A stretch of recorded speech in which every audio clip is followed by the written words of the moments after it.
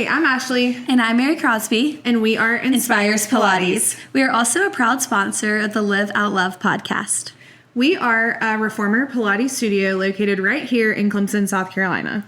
Our heart behind our studio is not only that it's a place where you come and get a workout in, but it's also somewhere where you can come to feel challenged and inspired physically, mentally, and spiritually.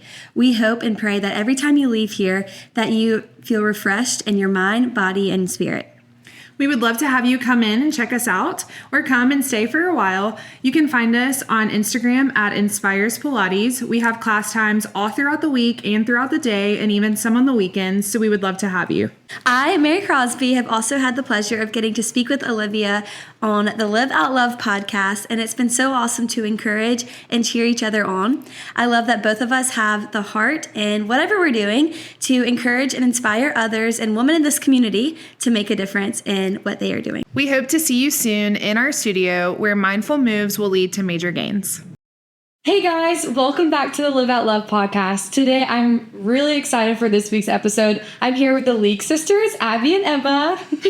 And I was just talking to them about how I start the episodes. So I just want to tell you guys a little bit about how I know them and my point of view. So Emma was my Young Life leader. I moved to South Carolina my senior year of high school, and she was in Young Life and was probably my favorite leader. She was so cool. I remember the first time I met you, you just were really good at just getting to know the newer girls. Thank you. And I just felt really special and that you got me. We're very similar in that way. And sometimes Young Life can be very niche. So that was really sweet. And I remember you had I think you had a Mercedes at the time. Was it? And I was she's so cool. I like Mercedes.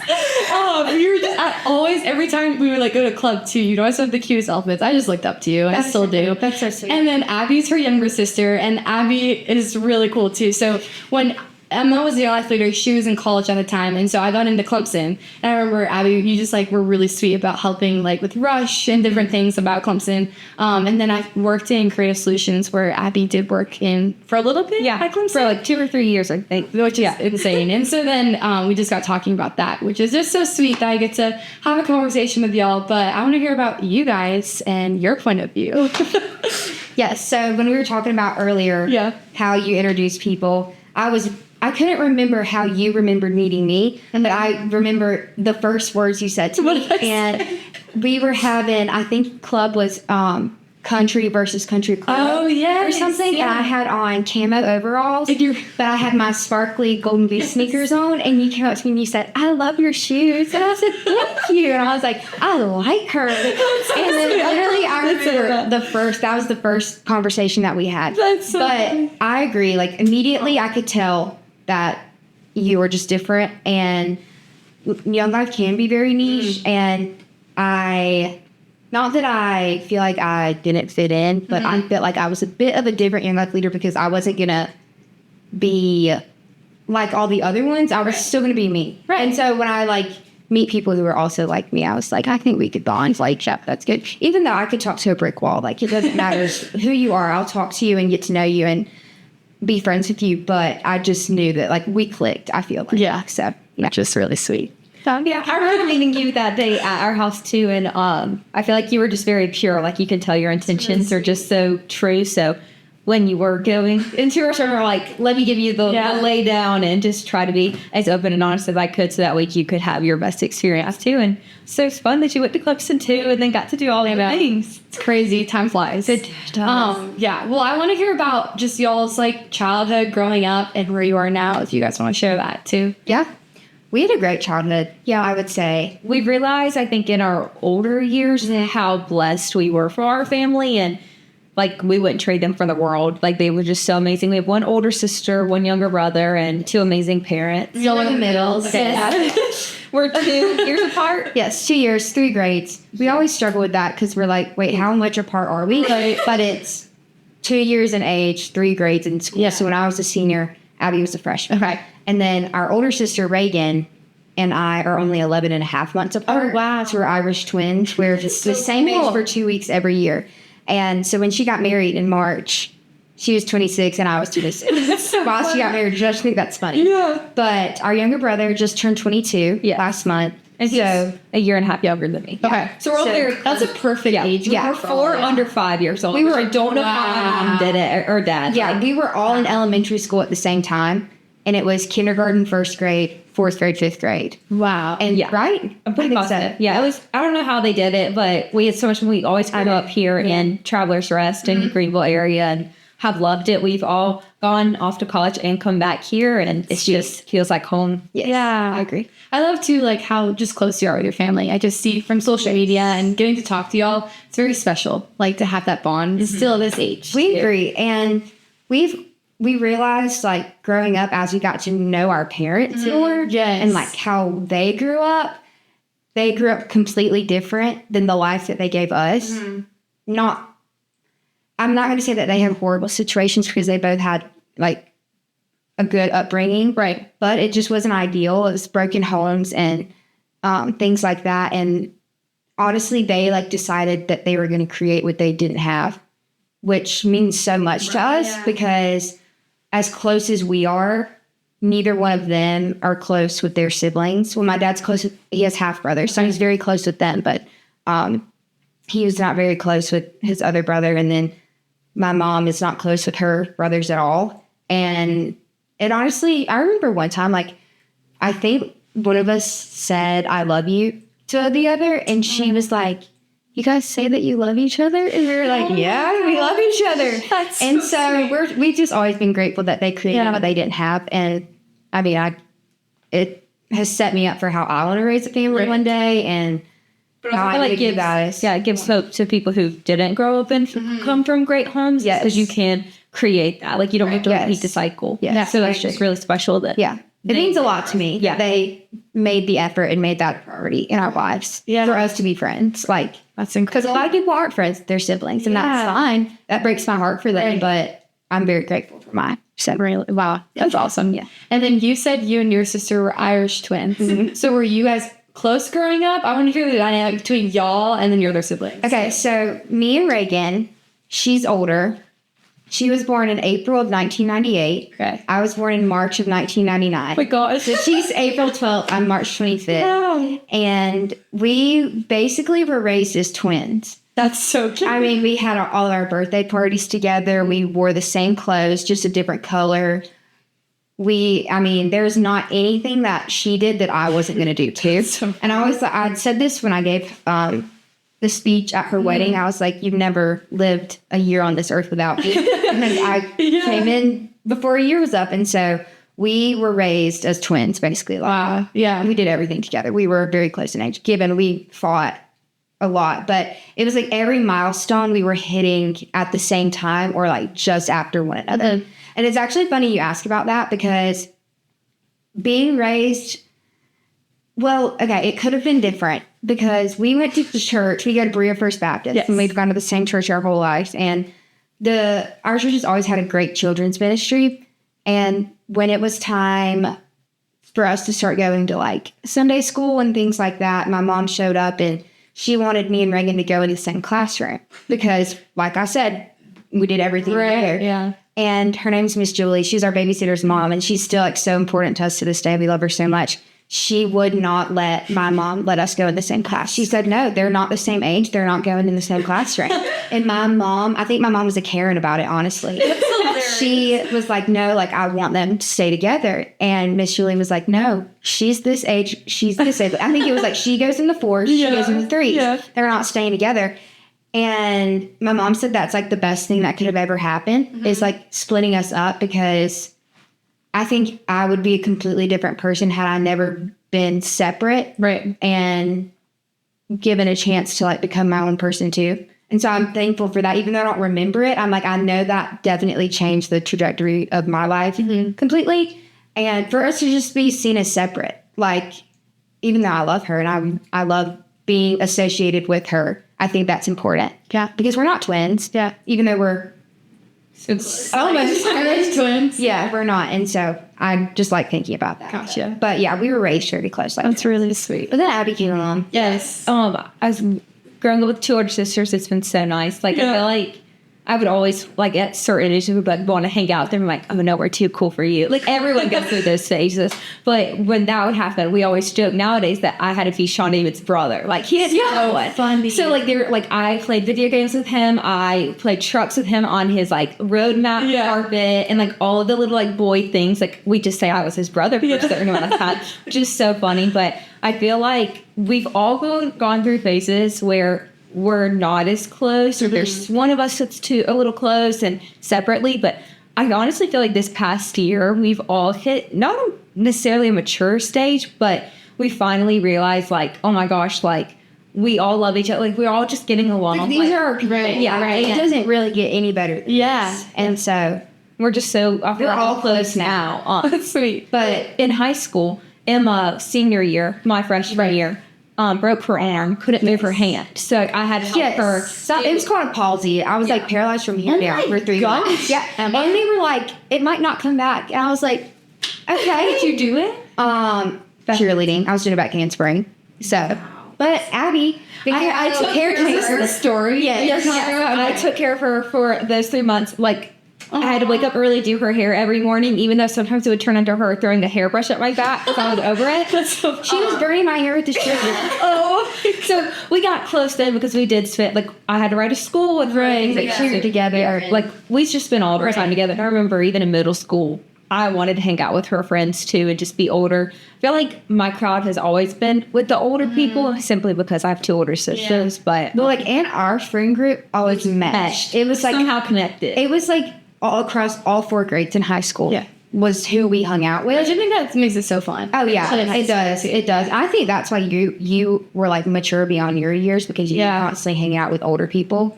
But it's like I never hung out with Reagan's group of friends. Well, like when I in middle school and stuff, I wanted to. It was like we were like, we would do whatever if we get to hang out with you and your friends, and we would be their servants and do anything and go hang out with them. But they weren't like in our friend group. Like our friend groups were like together. And also Reagan's had a fantastic like group of friends, girls. Yes. They just had such a good group. And Sean David had such a great, great group of friends. Yeah. I like it's we had good friends and great friends, but not like a group like they together. had. So like I felt like ours combined made that like a group for us. Yeah. But talking about how we're all 4 close now. When Reagan went to college, so her freshman year in college, which is my senior year, Abby's freshman year, when we got super close, that was really hard on Reagan when she would come back home because she wasn't around. She was at Clemson. Right. So, and we had all this. We did not do anything apart. We did everything together. Literally everything. Every minute we spent together, and we enjoyed every second of it. And so that was hard to navigate when she would come back home or come back home in the summer or when we would go on a family trip. And like the 2 of us were just kind of like attached at the hip, and we didn't do it on purpose. No. It was never purposely trying to leave her out, but it was just like, you haven't been here. Like, these are the things we like to do. And so I'm so grateful that we're past that. And definitely that was a hard for all of us, the arguments that caused. And it was just It was so valid. It was so valid because we just didn't understand. Yeah, maturity is a huge part of it too. Like once you learn that like your sisters aren't the ones who are going to be against you in your life, and you're like, okay, I'm just being a little dramatic. Yeah. Yeah. Wait, that's really sweet. Yeah. And then y'all are more creative in your family. Mm-hmm. Can we hear just about why you like grew up creative, how you've done type things like that? Why? We don't know. I guess our mom. Yeah, our mom is so creative. Okay. Yes, like crafty gal. Scrapbooked our whole life when we were.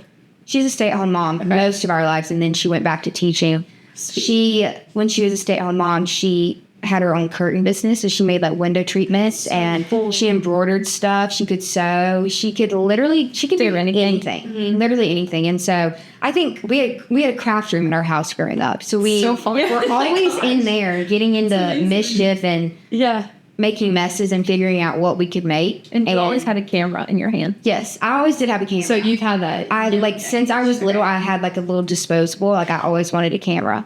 So I think it's cool to look back and like see how long ago that God planted like that seed of like what we were doing now. Mm-hmm. Because like you too with painting and stuff. Like you always loved art and painting, and she's so good at that. And yeah, being creative. Freshman year, I had a huge painting out of yours at my door. It's so funny. I still have like art supplies at my new office in my house now, and I'm like, it's one of my little creative outlets that I feel like I always draw myself back to sometimes. But that is how I got started creatively. It's starting to draw and paint with my grandma, and then went off to Fine Arts Center and grade one. I think that taught me to broaden my horizons, because they wouldn't let you take what you got in for. It's like I got in for drawing and painting, but I had to take ceramics, metals, photography. Really cool. Yeah, it was really neat. So like I got to try all these different things, and then when I got to Clemson, I got introduced to video and just kept it going from there. Wow. And then, so for listeners who don't really know Abby and Emma, so Abby, you do more of the video stuff, like weddings and different things. And Emma, you're a photographer. yes. And then Abby, you obviously are a painter, very creative in that way. And I've seen TikToks of you like creating like different things, sewing things, stuff like that. Are you more creative that way, or can you paint too? I can paint. Yeah. I can. Okay. It takes me a little longer. It doesn't come naturally, but for some reason I can do it if I try. Like I'm more of a tracer. Like you can just freehand. I would need to trace something and then I could paint it. But I can sew. Like my mom, I can order and sew. And I've made clothes, for ends and things like that. So I feel like my brain is just wired. Our brains were raised on we're gonna figure out how to do it ourselves. Mentality. Yes. Yeah. No matter like even our home projects, give us the nail gun. We're gonna figure it out. That's incredible. Yeah. Like we get that from our mom. Like awesome. So that's so cool. I aspire to have that creativity. Like I can do musical stuff, but I can't draw. Wait, you can sing. I forgot about that. Yeah, I cannot draw. Well, I wish I could sing. I wish I could play an sing. instrument. So like It's so funny. We can teach each other. Yeah. And like our older sister is creative too. She just doesn't tap She just doesn't tap into it. Like our whole lives, she's good at everything. Like whatever, I would just copy her. Like whatever she did, I would copy her. And honestly, still to this day, I'm kind of more of the type B person in our family. And we would go to the same nail girl. And when I would show up, I would say, what color did Reagan get? Just do that color. I just trusted that she got a cute color. And I would say, just do whatever Reagan. And it got to the point where they would be like, you want what your sister got? And I was like, yes, duh. Like I hadn't even looked through colors. But she just always was good at everything, made the best choices, and had the best handwriting. Always just has the best. Jealous of that. Still has the best handwriting. Like she's so creative too. But she, in her career, is so like she's in sales and like she's so good at it and is very driven. Very driven. Very. And great in school too with grades. Like she was a straight A girl. Right. Wow. I don't think she got her first B until college. Right. Actually. I don't think so either. And it was in accounting or something, which is really hard. Yeah. So she's very like I've always admired that about her, is her drive and ability to just go so far. Like she's really, really talented in that aspect of her life too. Wow. I love hearing all about the special gifts that the Lord gives us. And they're all so different, which it just makes it so exciting too. So you both went to Clemson. And then I guess were you graduated when you were a freshman? I was a senior. So same thing. Yeah. Will you guys tell me a little bit about your guys' experiences at Clemson? Yeah. So I actually went to Anderson my freshman year, and I hated it. My mom went to Anderson, and I got bridge at Clemson. Right. And when I got bridge, it wasn't cool to do bridge yet. Like, it was not a thing to do bridge. And I was like, I'm not doing that. I'm going somewhere else, and then I'll try and transfer in. Looking back, I should have just bridged because it's great. If you want to go to Clemson, bridge. Yeah. But I just couldn't get out of my head. I was like, no one does that. It's not cool, so I'm not doing it. And which is why I love that it's so popular now. But I ended up not liking it at Anderson. I look back and think, could I have tried to enjoy it more? I could have, but I think I had it in my mind that I was going to go to Clemson eventually regardless, so I didn't need to be present where I was, which I hate that. I hate that I did that. I could have made so much more of it. But then I transferred in to Clemson my sophomore year, and truly, I was not a big college girl at heart. School has never been my thing. It's always been just a lot harder being like ADHD. Like, it takes me a little bit longer to understand a concept. And so school has never been my thing. Social part, yes, great. I love being social, but still like we were talking about, we went on a walk earlier, just kind of talking through these questions, and we were like, well, what are we going to say? And I said, like, I just wasn't a big college girl. Like, I enjoyed it, but I did not hesitate to go home on the weekend because I wanted to be with my family and be with my sister and things like that. And so my experience at Clemson was great, but when we were there together was COVID.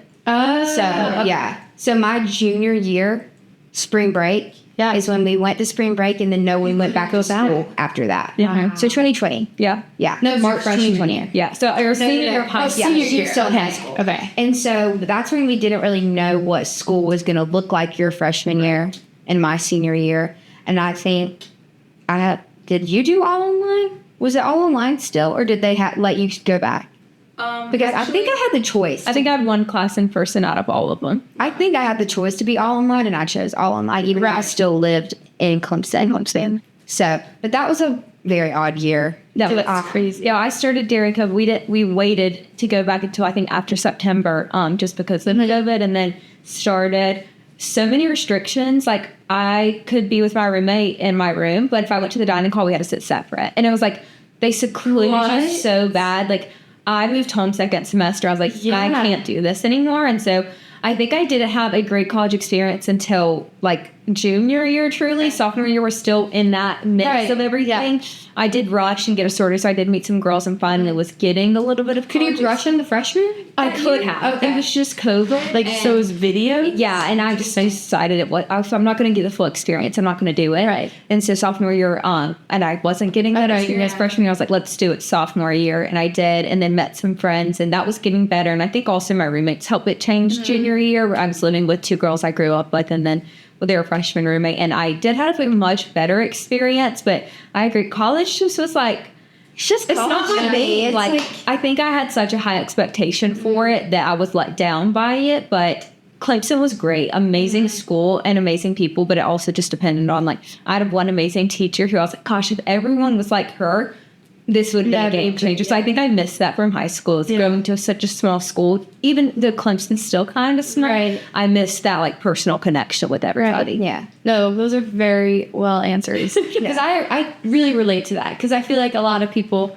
which I'm not like, if you're listening to this and you're like this, like, that's amazing that you feel like that. But, like, sometimes, like, it's like how people are like, they peaked in high school and high school is their life. And then you go to college and college is your life. But you're like, then what's next? Right. And it's like, if you're always looking for the next thing, like, it's okay to not want to enjoy something that you're in or know there's better things. It's just like knowing there's more. I feel like I always knew, like, this can't be it. Like, this can't be where you peaked. Right. Yeah. And so just knowing that there was more. And I think about how I am such a homebody, but, like, going home in college, it's like I had two younger siblings that were there for every sporting event moment of my life growing up, and it was important to me to be there for them too.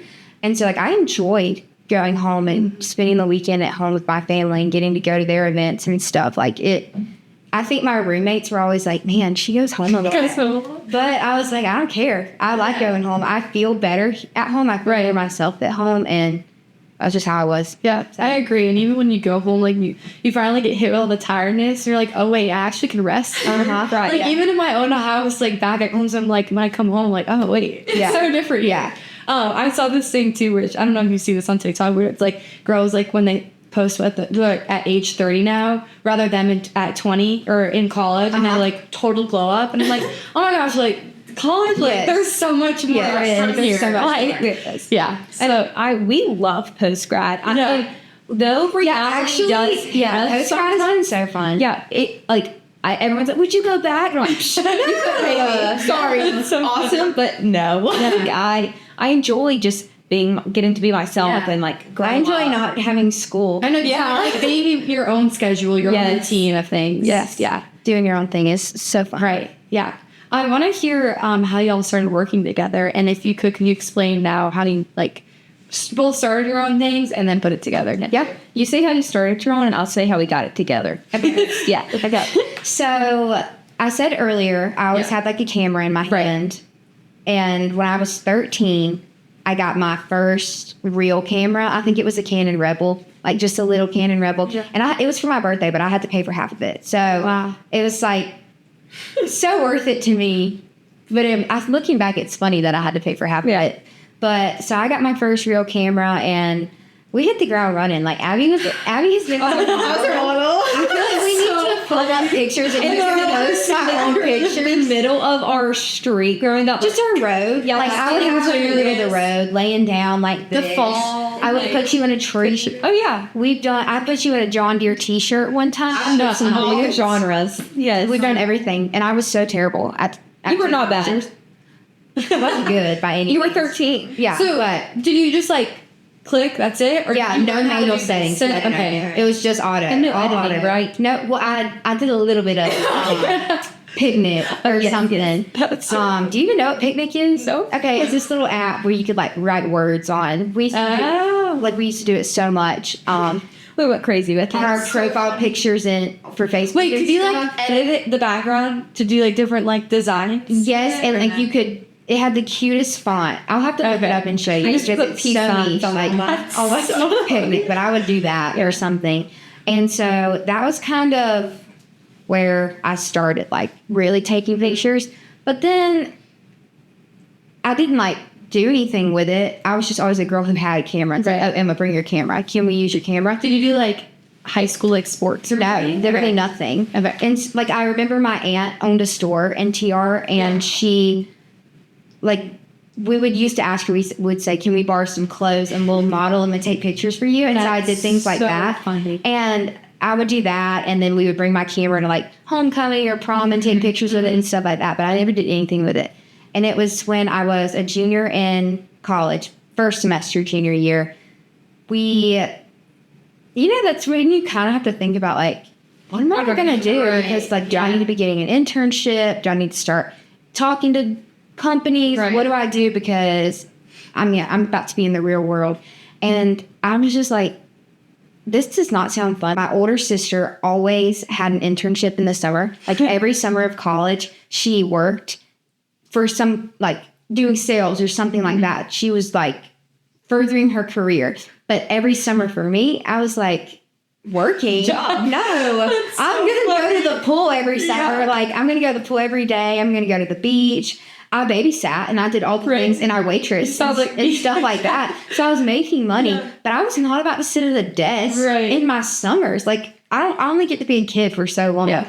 And so that's when we were different. And we are over it now, but it really bothered my sister that we weren't doing that. We didn't. Yeah. So here I am, a junior. I'm like, what am I going to do when I graduate? And one time I came home from school, and my whole family was having a powwow upstairs in my sister's room. And Reagan was just crying. And she was like, I have worked so hard my whole life and have gotten straight A's. And you guys cheer for Emma when she gets a B or a C or something. And it's like we're two complete different people. Yeah. And that's when, like, I didn't realize how much she cared that I didn't do the same thing as her. But she was, like, mad that I wasn't going and getting a job in the summer. And I was like, listen, we choose to live our lives in different ways. If you want a job, go get a job. But I'm going to enjoy my life in my summer. And that's always been my mindset. And I knew then that I was not made for, like, a desk job. And my dad was, like, sitting there trying to, bring her back to earth. And everyone knows I want to be a mom one day. Like, I cannot wait to be a mom one day. And my dad said to my sister, he said, because she already knew she was moving to Austin to accept her sales job right when she graduated college. And he said, like, if you go out to Austin and you work hard and you love your job and you do a good job, like, we're proud of you. Mm-hmm. And then he said, but if Emma grows up, she graduates, she gets married and has a baby and she's a good mom, like, we're proud of her too.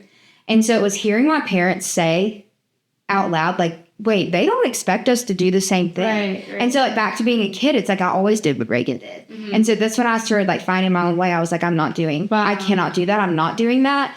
But to know that they supported me in not doing that was, like, what made me realize I wanted to go for it. And they were like, you love photography. Like, why don't you just try it? Like, it was actually my parents that said that to me. Wow. And that was probably, like, in November. So it was that Christmas I asked for, like, a real, like, the real deal camera. Had to pay for half of it. Because it was, like, over my Christmas budget. Yeah. And I got my camera and I full force was like, this is what I want to do. We have more photo shoots. More fun. It was literally the day she got Christmas it, Day. really. We went downtown Greenwood to a parking garage. Yeah, we upgraded from street to parking garages.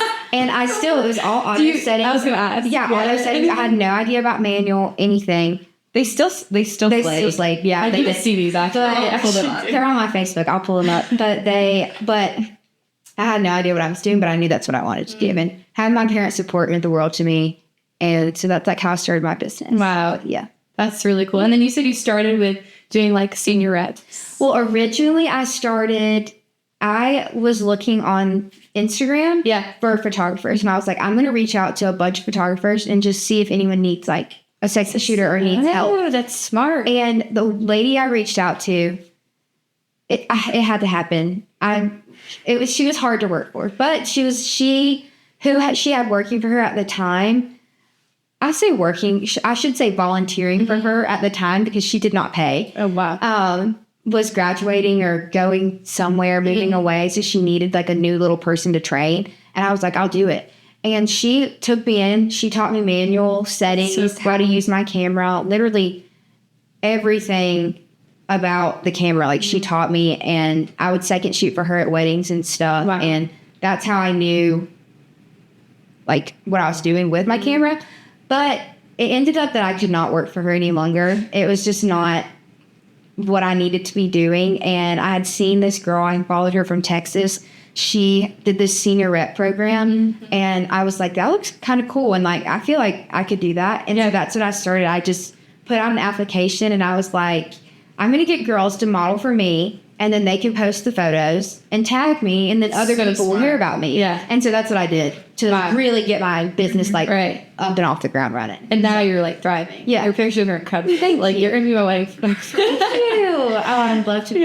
Yeah. Well, yeah, let's hear about you. I remember being always into video, like high school. There's like a vlogging style. Like I just love capturing what's going on, and so I would make like a young life video of like our camp, and I made some for like the boys basketball team. And I remember like begging my dad for a drone in high school. Yeah. It was like in terrible, crappy one. Like it was so blurry. We say she had to take out a loan from our dad to get the drawing box. She always said, I'll pay you back. Never pay back. Which is just so funny. So like I did that stuff in high school and then kind of like let it go, and I still like vlogged and stuff. I guess I had TikTok as my outlet then instead of vlogging. I watched your YouTube videos too. Oh, all like freshman year. I remember you sent me like, this is what your dorm will look like freshman year. I was like, no, I feel like I should have made more in college. I genuinely have them not edited. I have all footage for like 4 different ones that I never actually did anything with. Just sometimes the editing part just gets right. Can't do it. But then I think it was my sophomore year of college. I was sitting in class.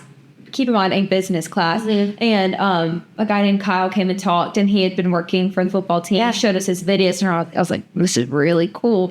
And he said, if you would ever be interested, like, he put his email up and was like, write that down. Cool. So I messaged him, and it was right before spring break, and he let me come in and like have an interview with him. And he was like, if you want to come on and basically like volunteer this semester, we'll see how things go. Yeah. I knew nothing. He's like, what camera do you shoot on? I was like, oh, my little Canon. Like that this big. Like, that's it. And so I did that for the first semester, and then junior year, I started the ball rolling, and I just did my internship. They taught me everything I know, like all the settings, editing, literally everything. I had so many cool experiences. I got to experience because of that creative internship, and I went from volleyball, softball, women's basketball, and ended up doing things out of my I remember seeing you. It was so cool, especially growing up. Like no one else working student wise or even like full timer wise was a Clemson fan growing up. Yeah. So I was like, y'all don't understand. Like this is so cool to me. Like I'm on the field. Like this is so awesome. Which ultimately led me like what an amazing experience. But I knew that's not what I wanted to do forever. Have sports is amazing. And it was a hard place because I could see how others were thriving in it. And I was like, I can't edit like that. Like, am I failing? And it was like, it clearly just wasn't my path. And so whenever I graduated, I'm like, I don't know what I'm going to do. I did get an offer to work in sports. But I was praying about it. And I was like, I'm not sure if this is it. And then I was going to go the business route and also prayed about it. Said yes to it. And then God shut that door too. And I was like, well, maybe I am supposed to be doing video. Yeah. And Emma doing her own thing gave me the courage to do my own thing. Yeah. So I would shoot some weddings for free. I would just come with her and shoot them. And she even took me to a destination wedding. And I shot it for free, like just video wise, just to get experience. You're for free? Oh yeah. Did you post this? Yes. Okay. Those are really good. Oh my God. Thank you. And I was just learning as I go because I didn't know too much in the wedding world, but I started doing more and more with her. Her friends, one of her friends hired me actually for my first wedding. Oh, Sydney? Yeah. That was your first wedding? Like official, I would say. So that was a lot of fun. And then it's been a few years, and I met Hallie, who is my mentor, and she's actually shooting my wedding coming up. And she was such an open book and a blessing in my life when I was like, maybe this really isn't what I always question sometimes, is this what I'm supposed to be doing? I feel like it's just the world getting at it. And it's like human. Yeah. But she gave me such encouragement, and she was like, oh my gosh, no, like your feelings are valid in this, and you should be doing this. And even in the business model stuff, like your payments and all the things, she was just such an open book. And like, I could never repay her for what all she gave to me in my business. So like, I hope for anyone else being creative and wanting questions, like I could just like pass that along too, because I've learned so much from them. Yeah, wow. That's so huge. And so when I say I started out working for this one lady, I don't want to say her name because like we're not in contact anymore, and she taught me so much. But she had me questioning like, man, is this what I want to do? Yeah. Even though I learned so much. And then it was my mentor, Maddie, who's a photographer. She just randomly reached out to me, and so our moms were like in each other's weddings. They were friends in high school, so like that's how we knew who each other was. And we were good friends with her cousin throughout high school because she went to high school with us. But so we followed each other on Instagram. I knew she was a photographer, but then I guess she was looking for new second shooters, and she reached out to me. And when she was like, do you want to go like get coffee or something? And I was like, sure. So we went downtown Greenville to the Starbucks and sat in Falls Park. And she was like, you should stop working for her and come work for me. And I was like, do you think I should? And she was like, yeah, let's do it.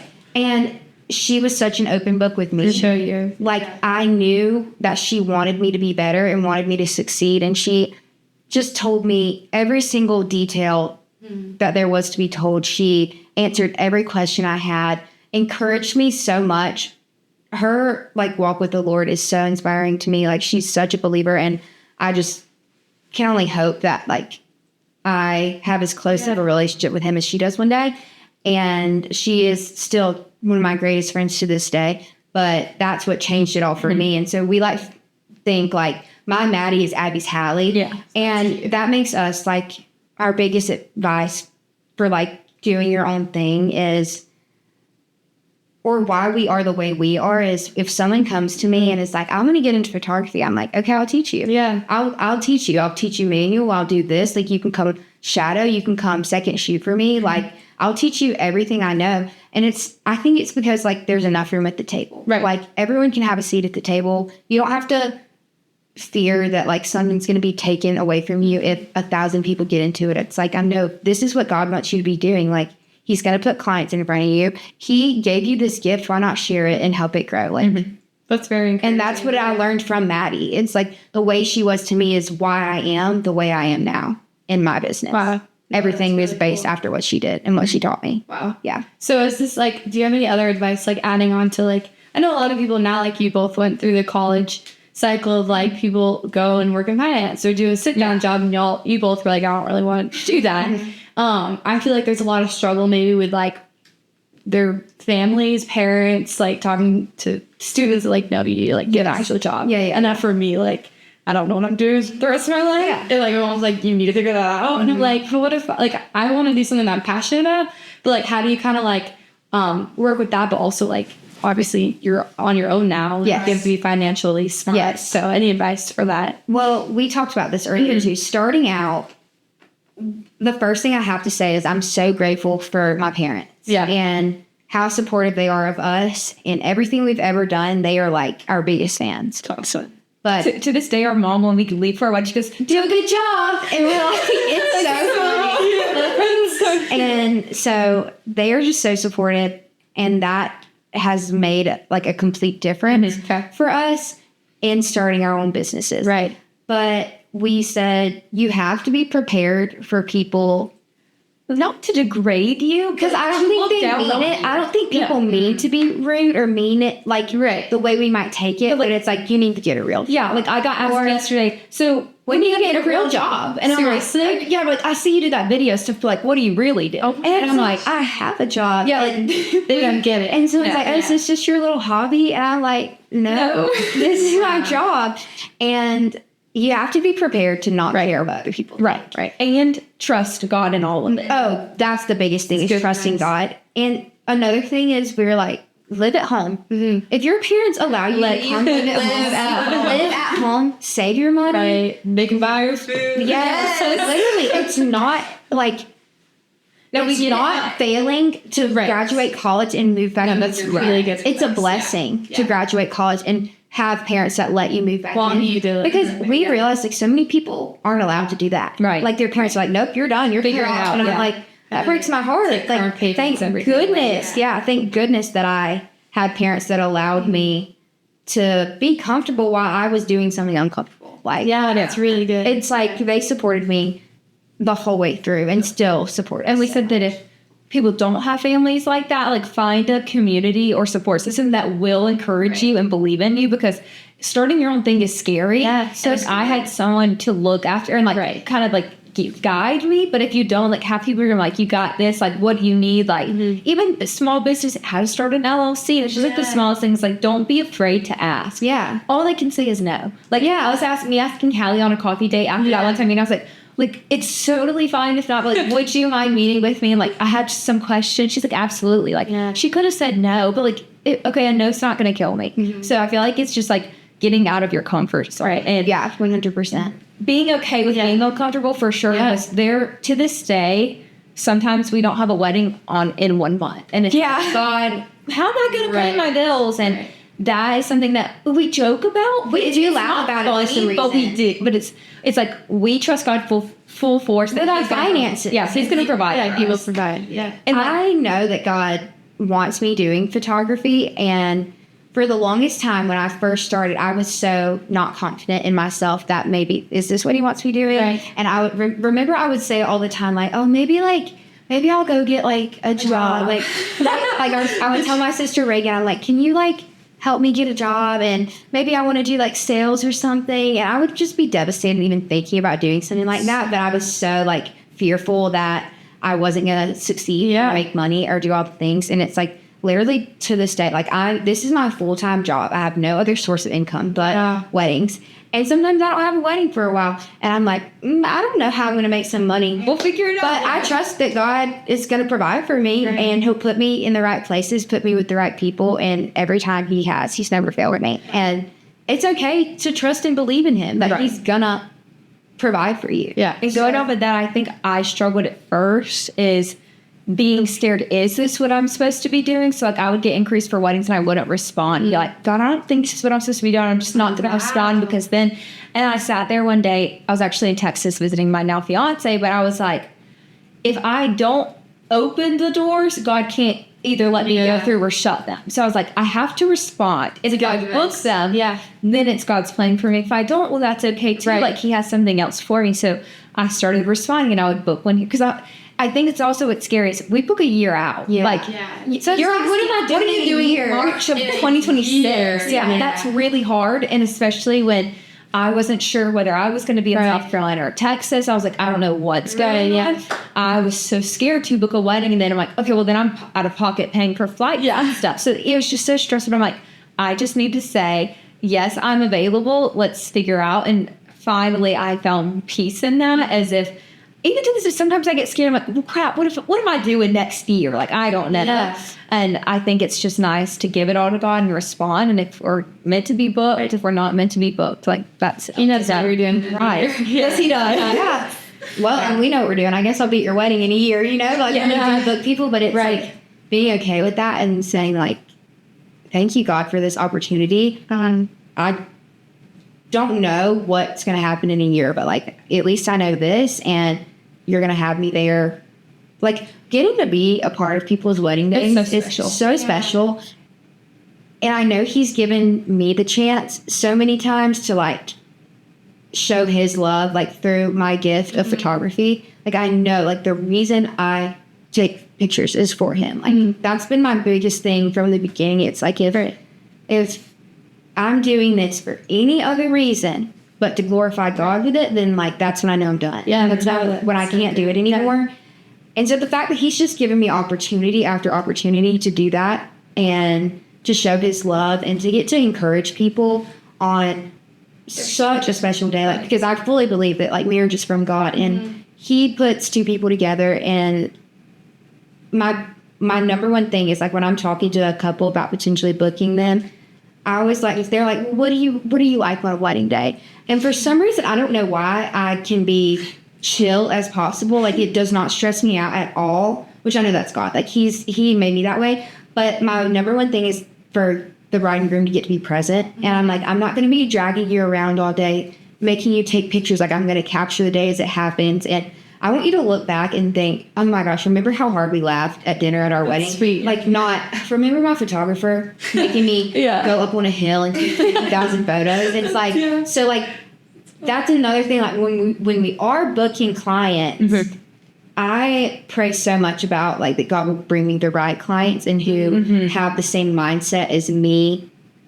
Because if you want me to be capturing, you know, every detail, want me posing you all day, then, like, maybe we're not the right fit for each other. That's another thing you have to be so real with yourself about, is not just accepting anyone and everything because you need money. Yeah. That's when the fun is gone. Like, your heart's not in it anymore. Because I did that in the beginning. I did that. I accepted wedding after wedding because I was like, yes, I'm making money. I need the income.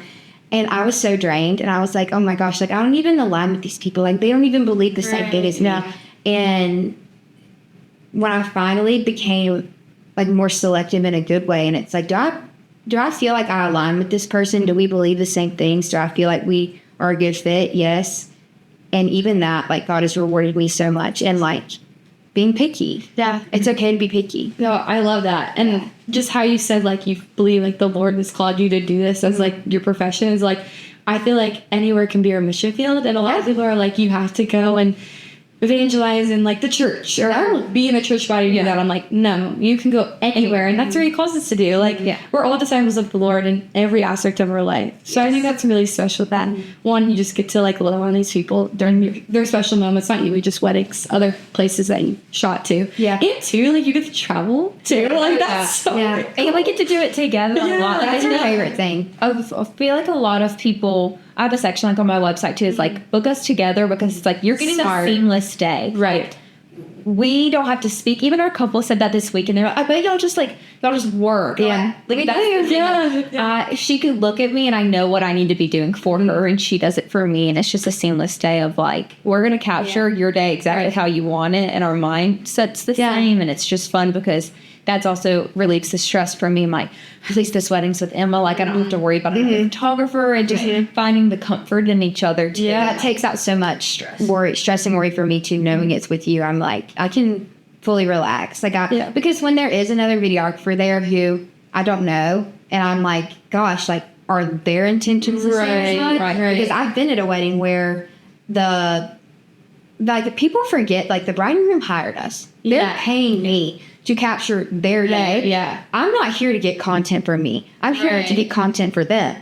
And so I've been at a wedding where a videographer was, like, all about himself. And he's like, I got to get this shot and this shot because I need to post it on my social media. Yeah, I said, can you come back to reality? I literally said, this day is not about you. Right. It's about our bride and groom. Like, please don't forget that. And I will bring someone back to reality in a heartbeat. But it's just important to me. Like, it matters to me that it's special for the bride and groom. So big bride and groom advocates. We're like, we got this. No, I actually, like, if there's a planner, there's a family member, I'm like, just tell me what you need me to say, and I'll say it. I'll do it. And so, I love it. So if you're getting married and you're listening to this, reach out to Emma and Abbey.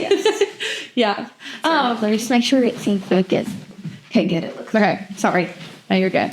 Well, I've just been loving hearing just about what you guys do now and how you grew up. I didn't know if you felt comfortable, you could maybe talk about a little bit of your testimonies and how that's grown you where you are now. You go first, Can you tell me? They're kind of similar in a way. But when I was telling you this earlier, when I think about, like, my testimony, and there's people who have had such a hard life and have this great story from start to finish. But then we talked about there's seasons of your life that can be so beneficial for other people to hear about. And so a specific season of my life is when I was a junior in college. This is actually after I started my business and stuff, which is funny to think about what I was going through at the time that I did this. But I had a pretty hard roommate situation junior year, and I shared a bedroom with a girl, and we just ended up not being the same, not who each other thought we were. And I mean, it made me grow, and I look back and I was so immature and things like that, but it was such a hard time for me in my life. I became so anxious and so worried about everything. Like, I would call my mom crying, and I remember her saying to me, she said, "Emma, like, what is wrong with you? You are a ball of nerves." And I didn't know. I did not know why a drop of a pin would make me cry. Like, I was just so anxious and so caught up in my emotions and so fearful of, like, what's wrong with me? Like, what's going on? And so that was like right before COVID happened. And then we went home, and it's like I was better because I was out of the roommate situation and I was in the comfort of my own home, but I still was slowly falling like deeper into a hole that like I didn't realize. Like, I just really was like sleeping in really late and like wouldn't get out of bed for a while and wouldn't really go outside, and I just like wasn't like eating right and all the things, and it took a toll on like all the relationships around me.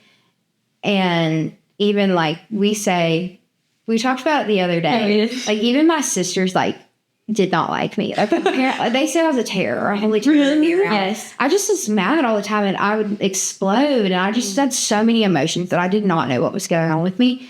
And like, we live in a world where like anxiety and depression is like anxiety and depression. Yeah. What? And so I had no idea like what all I was going through. And I went through a few therapists, and I tried to get better, and they weren't working for me. And then like we had a heart to heart one day. A big power. They like, my two sisters came to my bedroom. We had enough. They literally said, "Listen, if you don't figure out what's wrong with you, then we're not talking to you anymore." And so, of course, that started like we were fighting a lot. So that started another Till 3 a.m. Yeah, we went and woke my parents up, because when we'll bring my parents into it if we can't settle it ourselves. So then my parents are listening, and they're like, "Y'all got to figure it out." And They were like listening, but they were like, really? Like, So we just like, I guess we finally agreed that like I would try and chill out and get help or whatever. And things got better the rest of the summer. But then I went into my senior year at Clemson, and I was living with one of my very best friends, Sydney. Love her so much. She was also in that other roommate situation with me. She just had a room by herself. Okay. And so she was like walking through that with me, and you know, things were okay. My classes were online, so I didn't really ever have to like leave my apartment. And I remember my mom and older sister coming to take me out to dinner. You remember they took us to the SO Club? Kind of. Which I've never been there. Really? Really? Oh my gosh. Yeah. Before you leave. They took us like right when we moved into school, because you were a freshman. Oh, yes, I was a yes. senior. Was We it had- my birthday? I think it might have been. I don't know. It was near there. And I cried the whole dinner. And I mean, sobbed. I absolutely sobbed. I could not figure out what was wrong with me. And Reagan, I had a really hard class at the time. And Reagan was like, "Listen, if school is hard, you just need to get a tutor." And I said, "You think I'm this upset over school?" Like, it was so much deeper than school. I just was not happy. Yeah. And I did not want to be at school. I wanted to go home. I literally just could not figure it out. And that's when I went for like a checkup or something to the doctor. Mm-hmm. And my doctor, my pediatrician, at 21 years old, I was at my pediatrician, and she was like, "So, how are you doing?" And I started crying. And I was like, "What is wrong with me?" And I was so just broken and so sad, and I did not know what was wrong with me. And that's when she was like, "Okay, have you thought about antidepressants?" And I was like, No, I don't want to be on antidepressants. And I was so worried because my roommate, Sydney, a friend from high school, had just went through something hard and had just started taking antidepressants and so tragically committed suicide. And that terrified me. I was like, he was on medicine. And I never had suicidal thoughts, but like just hearing about everyone, so many different experiences of antidepressants. I was like, this terrifies me. And she was like, no, like, trust me. I think it would be great for you. We'll start you off on a small dose. And I was just like, didn't know what else I could do to make me stop feeling the way I was feeling. And so I agreed, and I started taking medicine, and life got so much better. I did not cry every day. I wanted to go out and do things, and it truly, genuinely, the medicine helped me so much. But I went on it knowing that I didn't want to be on it forever. Right. And that was always hard for me, because I would be in seasons where I felt like, oh, maybe I don't need to take it anymore. But then something would happen and I would stay on it. And it wasn't until this year, in June, that I quit taking my medicine completely. And you have to like wean yourself off. You have to like take a smaller dose and then a smaller dose and a smaller dose. And like, so that's been like, when was that, 2020? Yeah, that's been 5 years that I was on medication, that it took me this long to get off of it. But I've been in therapy, and my walk with the Lord is so different than it was then. Yeah. And it's actually funny because like June was like a stressful month, but I knew that I was ready to come off of it. Mm-hmm.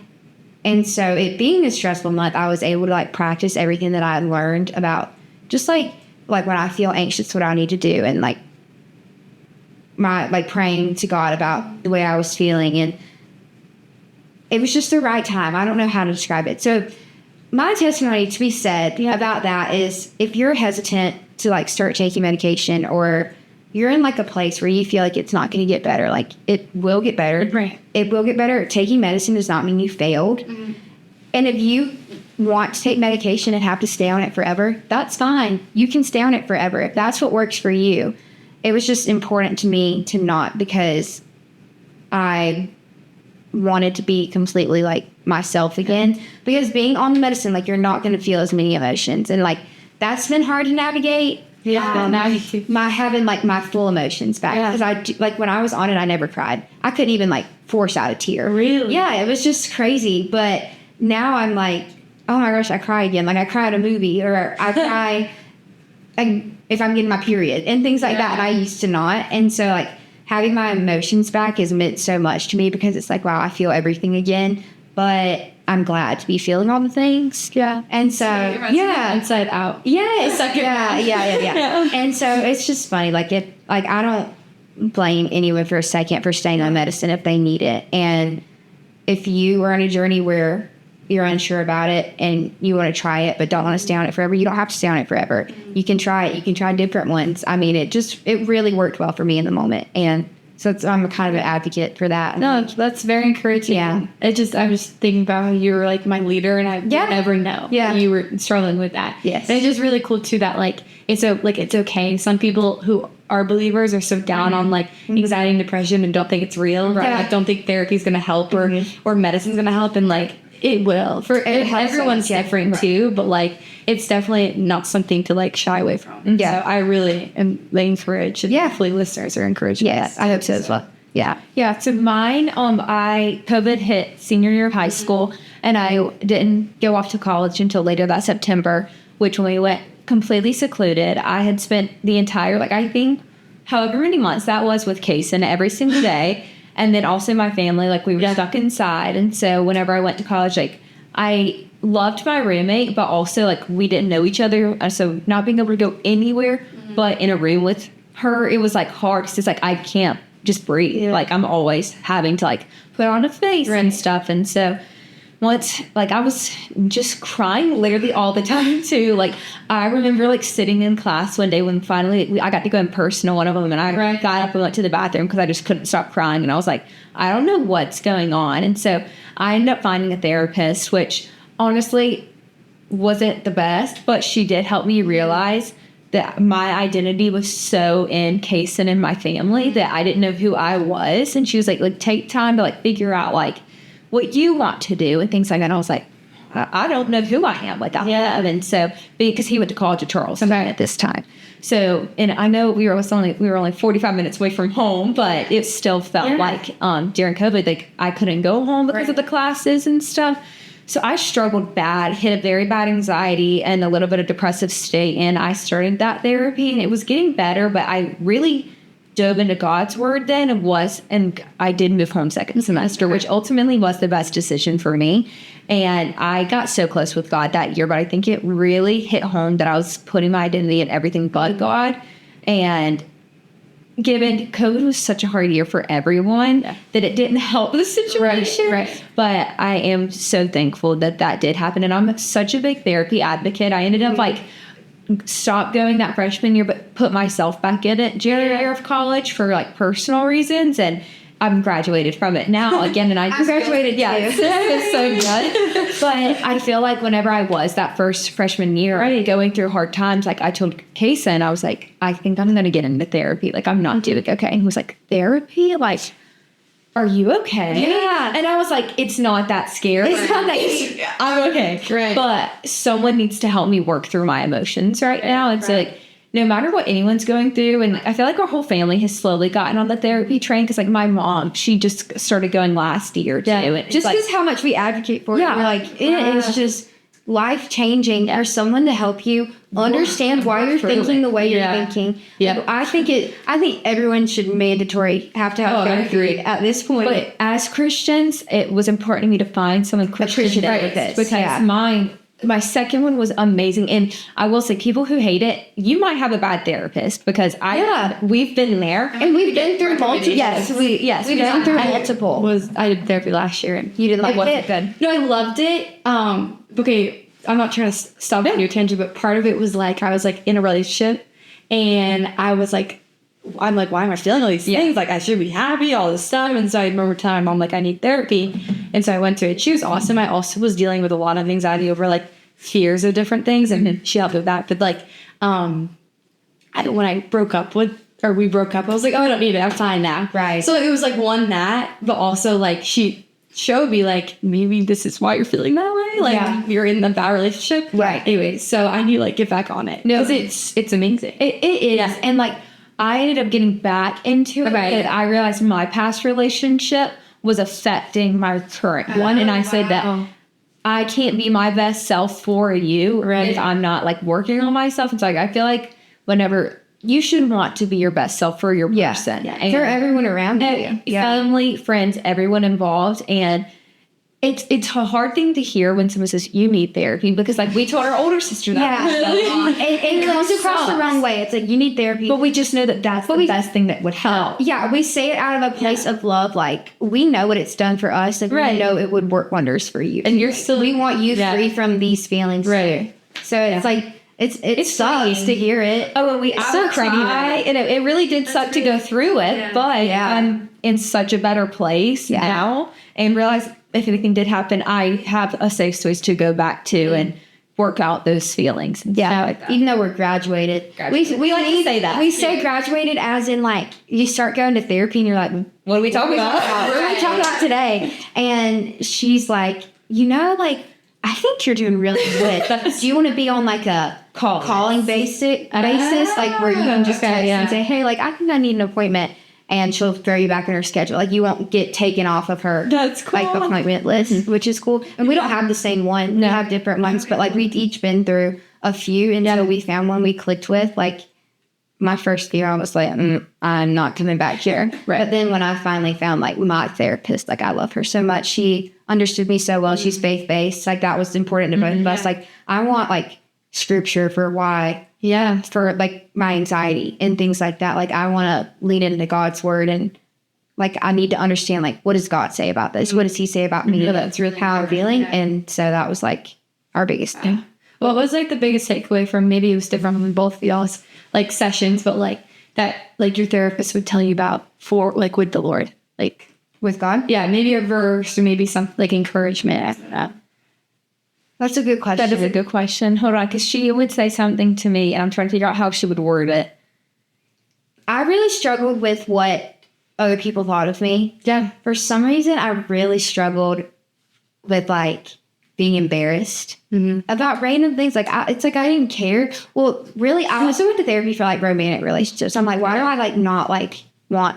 Why do I, when someone wants me, I don't want to be with them anymore? Why? So I had to figure all that out. They don't want Yeah. But when they don't want me, that's when I'm all in. Yeah. I had to figure that out. And I was I'm embarrassed to bring a boy around and stuff like that. And so I clearly thought too much into like what people were thinking about me or like everyone's like perceived opinion. And she's like, like something's only embarrassing if like you think it's embarrassing. And I was like, that's so valid. Yeah. And it was like that small piece of advice like reminded me that like it sounds dumb, but it only matters what God thinks of me. Like me and God, that's all I need. And if I'm staying true to myself and living the way God wants me to live, then like what other people think of me or say about me doesn't matter. No, that's right. And I don't know. I don't know if that makes sense. No, I love it. I just read a thing today. It was like embarrassment's one of like the least studied feelings in a, like ever. And I'm like, that's so interesting. People, but it's like because people are scared to like talk about it, or talk about it. But I'm like,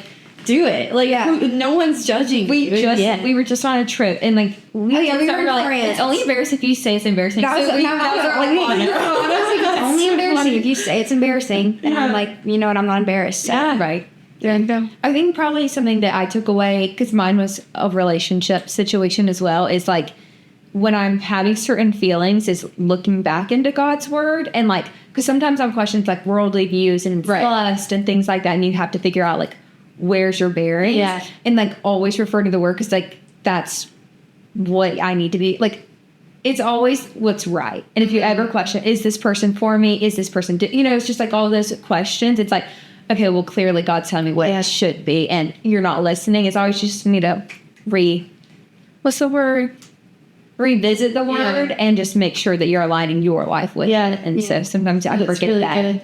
Yeah. Because, go ahead. I was just saying, like we learn, I don't know if like your therapist is talking about this, but like truth isn't based off feelings, but our feelings are valued, and like we learn from our feelings from the word. And it's a really cool Another thing about that is like how deceitful our emotions and like our feelings and our hearts are. It's like just because we feel one way or think one thing doesn't mean it's true. This is what God says. This is what he says about me. I've got to only believe this. And that's like made such a difference too, is reminding myself that like I actually have to physically remind myself like my thoughts aren't what's true. Right.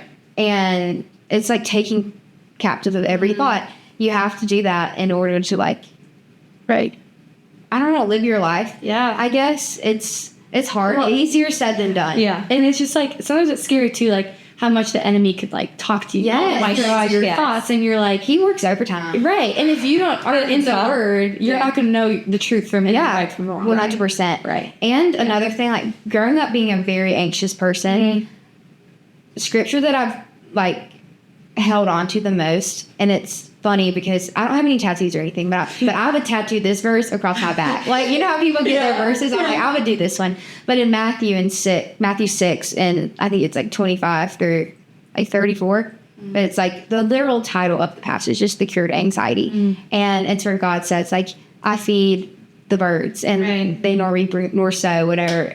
Like, how much more will I do for you? And like, he makes sure the birds are fed. And I was like, gosh, like, he really does make sure the birds are fed. What more is he going to do for me? Like, he loves me way more than the birds. Like, he loves me so much more than a bird. And that has always brought me so much comfort for some reason. And that's what I go back to. If I'm anxious about anything, I will sit there and write it out and like write it down on paper or speak it out loud. And I'm like, I've got to remind myself, like, this is true. This is the truth. This is what God says. And what God says is what's true. And I don't know, it helps me so much. So, no, that's really good. Very good tips. Yeah. Well, before we wrap up, I would love to hear just like maybe one thing that the Lord is teaching you right now in just each of these seasons in y'all's lives. Yeah. I feel like mine would be to fully trust him. My fiance, before we were engaged, he moved all the way across to Texas, and I thought I was done with long distance. And we started that again, and that was really hard, especially in a season of what am I supposed to be doing? And like that was also freshly post grad. So he moves across the country, and I don't know, am I supposed to be doing videography? What if I'm supposed to be in Texas? And trying to figure out, I feel like I'm so type A that I need it like written down. All right, this is what I'm doing. This is when I'm doing it. And finally, like letting go of my calendar and surrendering that to God has been a huge thing. Is though we might not know a lot of the times that it's clearly going to work out like the way it's supposed to. And I feel like you can never walk down or walk in a wrong door. I prayed about it for a long time with my job, and I took the door I thought God was telling me to, and he still closed it. Yeah. Even though it was open, he closed it again, said, the wrong one, let's go on the other one. Okay, really confused, but let's do it. It's like God redirects. Yes, every single time. It gives me so much hope, and no matter what I'm doing in my life, like, even if I pick the wrong door, he's still going to redirect me into the right one. And so it's just very encouraging. And So it's like you can't even pick the wrong. no, you can't. It's just full on trust, and especially in a season where we don't know when we're getting booked and things like that. And I'm about to get married. It's just full on like trusting him. And I'm getting married to no marriage counseling, so I'm learning a lot about a husband and what I'm supposed to be as a wife. And I think my life will change a lot in the next month, and putting priorities in a different direction. But I'm excited to just grow into the Christian wife I hope to be in this next season. That's good. It's really good. I think so. What God's been teaching me, I just look at this summer. This summer has been very character building, I would say. Just no matter how bad I want to be in control of things and think that I know like what's going to happen next, it's like I have no idea, and I've got to surrender this to God. Yeah. So like what has been so crazy is learning that you can say you surrender something to God, but like I actually have to get up and surrender it each day, every single day, over and over again. And God has taught me that, you know, sometimes you have to do really hard things that you don't want to do. But I so clearly like felt God telling me like, this is what you have to do. So like being obedient. And I've learned that like saying yes to God, it doesn't have to be fearless. Like you can be scared, but you can be faithful at the same time. Like we're human. We're gonna, of course, feel our human emotions. And so that's my biggest thing is like, he's going to reward you for being obedient and living according to his will and letting go and surrendering and just trusting in him completely that he's going to provide for you and, you know, give you the desires of your heart. And if not, remove those desires from you. Like he's so good. And I'm going on a tangent, but I've also felt like I've been reading Gentle and Lowly, the book, and I haven't finished it, but learning about Jesus's heart, I feel like a lot of people always think God is so big and scary, and Jesus is so scary and so judgmental. But it's like, no, he's gentle and lowly. Like think of the sweetest, nicest, loving person you've ever met, and like times it by a million, and that's Jesus and how he feels about you.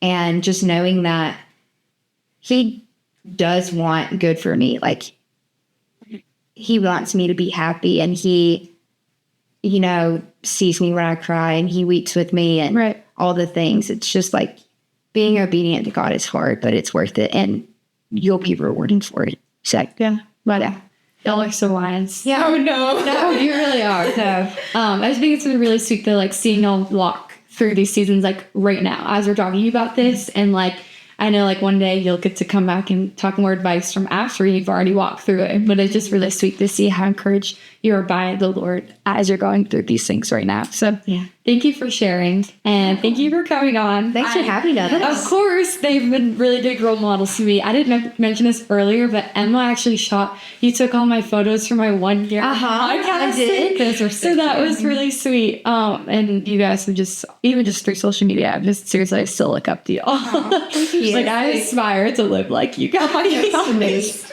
But yeah, so thank you guys for listening, and I'm gonna link y'all's socials down in our podcast in the Apple Music and Spotify little bio.